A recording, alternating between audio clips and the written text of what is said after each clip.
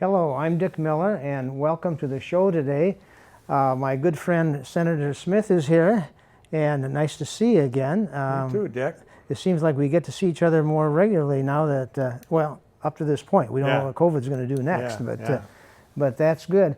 And we like to talk about the subject matters of pertaining to Senate legislation, what Jeff sees going on, what he's involved in submitting for consideration in the Senate, and all the ramifications of having two parties. Yeah, that's right. It's interesting times. It is. I would just, maybe if you don't mind, Jeff, I'd like to just to make an announcement. I happen to see this online, and that is that the COVID vaccinations will be available August 12th, 13th, and 14th. I believe the health department is doing this at the Ashley Arts, Ashley for the Arts in Arcadia. Yeah. And so they listed 4 p.m. to 8 p.m. And so if any of you are planning to be vaccinated, take that into consideration. You can enjoy the arts and plus some protection. Yeah, I'll be there. I'm planning on being there. Good. I got my tickets. So I appreciate you bringing that up first. Mm-hmm. Please get vaccinated if you aren't. Please get vaccinated if you aren't. We don't want to go backwards. None of us want the things to happen that happened last year, as far as having to shut things down or people being afraid to go and conduct business in person, or our schools, as we are entering the school year. Please get vaccinated. Let's get this over with. Absolutely. And the second comment I would like to make is kudos to the local school districts, because I know they're working on plans to get things set up for fall, and they had I think a very successful year last year, considering all things, because I think they were able to continue pretty much full-time for those that were in person, and then offered options for those that weren't in person. Yeah. And now my understanding is that they will be starting the regular startup date this year, and that masks at this point are optional, and I would assume that's subject to change. Yeah, and expect it to change if things keep moving the way they're moving right now as we speak. The first part of August here, it seems like they're going the wrong direction. So even with the mask mandate, though, just follow the recommendations, because the last thing we need is for someone to bring into a classroom a germ that's contagious, that then not only affects the students but affects the teachers as well. And we can't afford to lose staff, and your teacher and the students have no one to conduct the lessons if we don't have the staff available. Well, since this is a quasi-political show, I will make the comment that has become political, which it shouldn't have, that due to the fact that the schools can make their own decision with the help of parents and the community, I think they've, at least in this part of the state and probably the whole state, they've done really a fairly good job with this whole process. They really have. And for all the talk, political rhetoric out there of open up the schools, that's what I heard all the time in the Capitol. Well, the schools were open, especially in our district here in western Wisconsin. Schools were always open, because they did a yeoman's job to be sure that they were able to keep students in the classroom as much as possible, as much as they wanted to be, and even sporting events, as much as they were able to limit maybe the crowds and stuff, but it's important to the students, and that's what we should be thinking of, kids first. So let's just come together on this and get so past. I think you would agree. Kudos to the administrations of the schools in this part of the state. They were very successful in the last school year. Yeah, and I have no doubt they're going to do the same. But they'd sure appreciate your help. Get vaccinated. Be supportive. Yeah. And work with your schools. It's so important for the kids it doesn't take, kids like to have a day off, but not too many. How many times did you finally hear kids say, I just want to get back to my friends? Yeah, it's really important. We're going to move on now to some other topics. I think, Jeff, you've been working on this Ready to Amend Act, and maybe you can explain that to us a little bit and your involvement with that. Yeah, so we've actually released a package of bills we call the Campaign Integrity Package, because campaigns have become so driven by money, and outside organizations are controlling our campaigns. To be honest with you, candidates lose control of the campaigns. You want to hear from your candidates, but you end up being drowned out by all of that outside noise and all the money that's poured into the stuff you get in your mailbox, the things you hear on the radio, the things you get on TV. And what we need to do is to, in my case, I wrote the bill Ready to Amend. We need to have Congress pass an amendment that comes to us so we can change the U.S. Constitution in a sense that we describe what corporations really are, what human beings are, and they're not the same, and people have rights that supersede corporations when it comes to contributing to campaigns, when it comes to having interference in our politics in every which way, because the decision made in was it 2005 or something like that by the Supreme Court, called Citizens United, opened up the floodgates. In fact, I think it was 2010 actually, opened up the floodgates of money being poured into, unfettered money being poured into these campaigns and being controlled by outside sources. You and I don't even know who they are, right? So the other part is we should most definitely have accountability and people's names on the ads and on the stuff you get in the mail. So maybe they'd be less likely to lie and less likely to poison the system if their name is attached to it. That's another big issue with me. But we've also, in this package, tried to restore some limits to the amount of money that candidates can be contributed, as well as who can make those contributions. And it's just a 7-bill package that does all of these things. That some of those things were in place before, but in the past decade have been repealed by the majority party, and we need some of this to come back, because just finally, to give you an idea why we need this, the difference between the 2012 election to the 2016 election, it went from I think like $15 million to $28 million spent on campaigns. This is just legislative campaigns in the state. And then from 28 million to 52 million or something like that in 2020 on legislative campaigns. We keep doubling this number ever since this decision was made. It's getting just way out of control.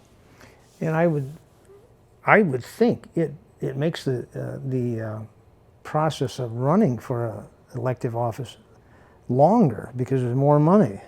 You know, it doesn't start 4 months before, it starts 24 months before. Well, and because there is money. It does. Unfortunately, in my case, I hate it so much. I'm falling behind in my duties of raising money, because the fact is, on the candidate side, I will tell you, we do need to pay the bills. So you've got a printer, you've got advertising, and all of those things that go with it, signs. You know, we want to make sure people get paid. So that's the thing I always come back to defend. Yes, there is money needed to pay for the things, because we want people to get paid. But when it's outside sources who are running stuff through that we have no say about our myself or opponents, that I would never agree to, it's out of control, and we need to control. We need to, get some control back onto our campaigns. We need We need truth. Bottom line, you need truth to decide who you should be voting for and why. And it should come from the candidates, not from outside. Well, you know, one of the grossest violations of, I think, of ethics, though not law, ethics probably, is that several states throughout the country where they've had elections for Supreme Court judges, there were large corporations that had issues pending before that Supreme Court who bought people to run. But my guess is nowhere in the ads did it say that that corporation was paying his way, his or her way. Right. And so, you know, it's money is power. So that brings me to public funding, right? So we should have public funding of campaigns, clean and simple. I mean, some people initially will say, "Oh, no, I don't want to pay for campaigns." Well, I'll tell you what, for $5 or $6 a year out of everybody, we have public funding of all these campaigns in the state, and we're done with this nonsense and this corruption that goes on. And the Supreme Court is a perfect example. We did pass public funding of Supreme Court races in 2009, and I was in the majority of the assembly back then. We passed it, signed by Governor Doyle, and by 2011, when the Republican Party came back and got the majority, they repealed that. Now, it worked for one race, and you most definitely, I mean, of all places, you should have no dirty money in Supreme Court races. That's like the last resort we have that we want to keep clean. And of course, that hasn't happened now, because what you said is exactly what's happening. It's an issue that we should all be alarmed about. We as voters, well, I think going back to what you were talking about in terms of public, I think everybody would have roughly an equal finance, well, assuming you won the primary, particularly. Yeah. The two candidates running would be working with roughly the same amount of money, so money wouldn't be necessarily buying it. The way the money is used might make a difference. Yeah, then it's strategy. And then it's how smart you are with conducting your campaign. And to tell you the truth, nobody wants to do what I have to do and make phone calls and ask people for money. You know, but I have to do that now. It's the only way. But public funding of campaigns not only works in that sense, but it encourages people to want to run for office, who want to run for office, who don't want to or have the ability to raise money. It opens the door for anyone. It's not just for those who have money or can raise money. And evens the playing field, I'm sorry, between an incumbent and a challenger. It forces an incumbent to have to actually do their job and show up. Right. It's not someone buying the job or someone buying it for somebody. I think that's even worse, someone buying it for someone, because then you owe them, don't you? I mean, that's the general feeling, right? Yeah. I don't ever feel like I owe anybody, so that's... Well, and I think with the smaller donations, that ownership is not going to be as obvious. You know, if you're a big donator and you have a direct line to the president, so to speak, because you gave him a large amount of money. And we've seen that, right? Especially at the national level. Yes, and that just goes against the whole idea of a democracy. And today. But we need a constitutional amendment, going back to the original. We need a constitutional amendment to redefine these things, because now we're not able to pass many of these things, good government things, because of that decision by the Supreme Court that opened up the doors. So this piece of legislation that you've been involved in proposing would go before the state body as a I would assume it would be... It's really a recommendation to Congress. It would be a resolution of support of that concept. It would go to the U.S. Congress, and then it would be up to them to decide whether or not to cut a bill. Which is the way the Constitution should be amended, right? The Constitution was designed to be amended by going through these steps and these processes to make sure we get it right. So we're just saying we would join we'd be, 22 other states have already done this and pass it on to Congress. It's really a recommendation, but it's Congress's job. So Congress passes a bill, then it goes back to the states, and we need 3/4 of the states then to verify the bill. Most people probably already know this. You learn this in civics class. Before an amendment becomes law, before it's added to our Constitution. So it's a long process. It's a difficult process, as it should be for each single thing. It can be painstaking, but I tell you what, the work is worth it in the end. If it's real, if it's necessary, and if people agree, it'll happen. Well, I wish you success on that in your house of the Assembly, the Senate. I don't know what feelings you get. Do you have any people from the opposite side joining you? No, we don't. You know, power. This is when I can actually say it's real power corrupts. If you're in power, you don't want the system to change. You don't want to change. Yeah. You want to keep that power. And this system's working for those who are in power. But you know, this is one of those things that all of the families probably in this area have talked about. You know, that the elections aren't quite right. There's too much money involved. We get inundated for 2 years before someone is elected president. You know, we all complain about these things. Yeah. So you're saying put your money where your mouth is on this. And just to be clear again, you know, this decision basically said money is speech, right? So if you have more money, if someone making $500,000 can contribute thousands and thousands, maybe $100,000 to campaigns, and you're someone who makes $50,000, 10 times less than that, and you just can't justify contributing to campaigns, well, they have more voice. Yeah. And that's not what this democracy is about. We're talking about a democracy means equal, your vote is equal to my vote. Yes. Yeah. Well, and we know what's going on throughout the country in terms of voting, and there are some states that have decided that only certain people are eligible to vote, and I guess we need to encourage our listeners to think some of these things over, and obviously if there are questions, to touch base with people like yourself, if there are questions about certain processes and procedures. But we need to safeguard our democracy. We need to make sure it's working for all of us.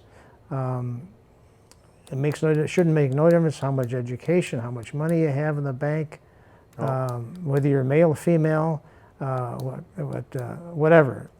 You should be considered a citizen and worthy of having that right to vote. If you're a legal citizen, you have these rights. And right. You need to. And everybody should have this. Should be valued. Yeah. I guess when legislation like that is contemplated, it's to devalue people, and that's not the way of things. I think it's up to all of us to, as we prepare for voting, to try to get as much truth before you go to the polls so that you can vote intelligently. And I know we have to, even under the system you're suggesting, we still have to kind of weed through the BS. Oh yeah, there's always going to be, nothing's going to be perfect. Yeah. You can see how this subject we could talk about all day. Yeah, we better move on. Thank you. It's important. Yeah, and we should continue on that. Maybe at a later date we can touch this a little more. This won't be the last time. Another issue that is always in front of us, it has as long as there's been a drugstore in the community, and that is the cost of being able to afford the cost of necessary drugs. Yeah. And I know there's something going on in this area. Yeah, so we just introduced a package that I'm also a co-author in here.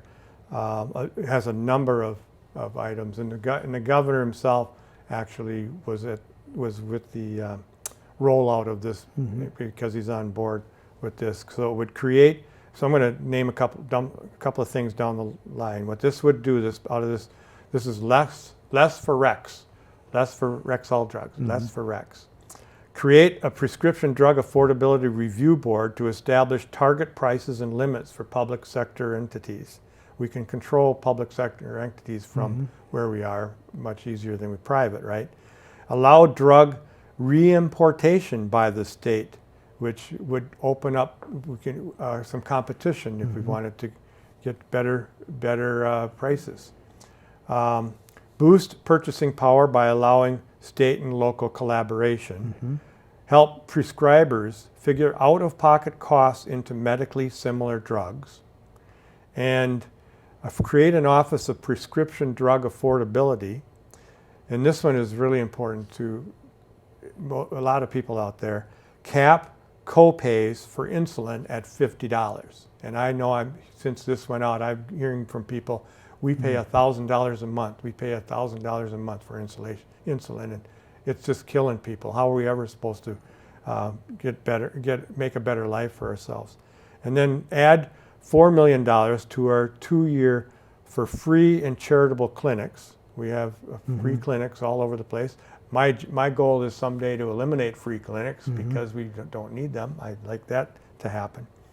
Eliminate co-pays for Badger Care drugs and encourage pharmacists to volunteer at no-cost clinics. So that's the bills. That's a quick rundown of what these bills would do. But I think particularly getting back to a good example is that limiting the copay to $50 for insulin per month. That's a big one for a lot of people. Well, and that kind of really emphasized the drug issues because it jumped so much in price. Yeah. And I don't know, maybe you know why this occurred. I'm not privy to that. Well, all I know is that congressional hearings exposed CEOs from drug companies from just greed. It was simply greed, particularly one, I can't think of his name, it seemed like to me a young guy who got hold of a company and he didn't care. He didn't care about people. It was just, jack up those prices so he could afford another yacht. So it's out of control, and this is why we have government. Another example of why we have government regulation is because people can't be taken advantage of this way. Yeah, the issue of insulin is so many, like you say, so many people are having to take that to maintain a balanced metabolism or whatever. Yeah, and I grew up with that. My younger brother, who passed away way too young, but I know exactly what that's like. Yeah. And how important it is. And then it also goes back to how much money we have. If you can afford $1,000 a month, but not everybody can. No. And so somehow we've got to balance that out so that people have opportunities to maintain their health. I would think most everybody who's listening today it probably has had either have members of the family that require rather expensive drugs, or they themselves require them, and they can relate to this. Yeah.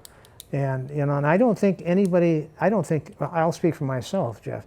I don't suggest that pharmacists not make a decent living wage. I wouldn't suggest that, or the pharmaceuticals not making a fair return on their investment, but fair is the word. Fair is the word. And by the way, pharmacists are not the problem. Yeah. It's not the pharmacists that are the problem. It's the drug companies who are marketing the drugs in the first place. So I'd even eliminate, like you and I would remember when it was not legal to advertise drugs on TV. And now what do you see? Everyone knows what I'm talking about. It's ridiculous. You see 2 or 3 back to back oftentimes. Oh yeah, it's constant. And what do we, just to influence people to go to your doctor and beg for this drug? to prescribe this Yeah. drug, well, let the doctor decide what is necessary. Yeah. Yeah. Well, I think that's a worthy direction to take. I hope you have some success. My understanding is that the Republican Party was not real accepting of the governor's Not yet, plan, and do you know why? because we're Democrats. Okay. That's just as simple as that. I hope public pressure, that's all we can do, is we can continue to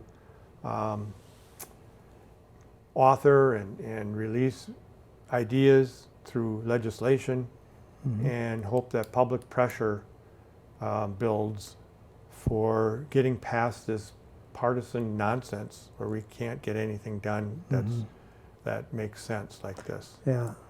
So I think what you're saying is no matter what party suggests good legislation, it needs to be worthy, or they should be considering it. At least seriously considering hearings. Yeah. That's all we ask. Let's have hearings so public input can be heard as well. And we can also amend bills. And I will, in fact, I'll tell you something that's really happened just this past year, a new thing, is that after public hearings, then we have an executive session, which the public speaks at the hearing, and then they don't speak at the executive session. The executive session is meant specifically for debate from the legislators and possible introduction of amendments, and then vote on the bills. We're not having executive sessions anymore. All they do is have public hearings, and then paper ballot is what they call it, meaning they'll say your vote on this bill is due by noon tomorrow. That's it. No debate, no introduction of amendments, no discussion at all. And I just wanted to bring that up because to me that's one of the worst things happening right now in our legislature. If you want to demonstrate partisanship and how they're afraid of debate and won't even consider any discussion. So the public really is not privy to much, basically. Yeah, you don't realize that, so I'm telling you. You don't know the justification for the decisions And of course made. now we realize that you're even lucky to have a public hearing because the Joint Committee on Rules just passed a rule about the university and COVID without a public hearing. So anyway, we only have seconds left. We are coming to an end. Way too much. You know, when I get ready to sit down with you, I think, we don't have enough material. Way too much. Thank you for all those of you who are watching this, and we hope to be meeting again next month. Thank you.